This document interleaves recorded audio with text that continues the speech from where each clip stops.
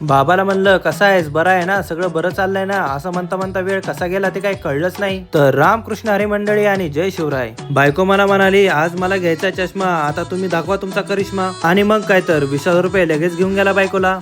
आता तुम्ही म्हणता बायको का हसायला लागली, हसणार का नाही, कारण बायकोच्या आवडीचं तिला पाणीपुरी खायला घातलं नवऱ्याने. काय मग मित्रांनो, तुमच्या पण बायकोला आवडतं ना पाणीपुरी? कमेंट करून नक्कीच सांगा. पाणीपुरी खाऊन झाल्यानंतर आम्ही लगेचच केली SGS मॉल मध्ये एंट्री. मॉल मध्ये पोचल्या पोचल्या लगेचच बायकोने केलं चष्म्याचं दुकान शोधण्याचं काम. आणि लगेचच मला बायको म्हणली चला त्या लेन्स कार्ट मध्ये जाऊयात आपण. बायको म्हणाली चला, मग मी पण म्हणलं चला तर चला. मग चष्म्याच्या दुकानात पोचल्यानंतर बायकोला साडीच्या दुकानात पोचल्यासारखं वाटलं, कारण बायकोला दिसले एवढे सारे चष्मे. आणि मग काय तर तिने सगळे चष्मे ट्राय केले. ती करत होती चष्मे ट्राय, आणि मला काय दिसलं बघा, हे प्राण्यांनी घातलेले वेगळे चष्मे. प्राण्यांनी घातलेले चष्मे बघून 20,000 रुपये म्हणाला आपण पण घेऊया आता एक चष्मा.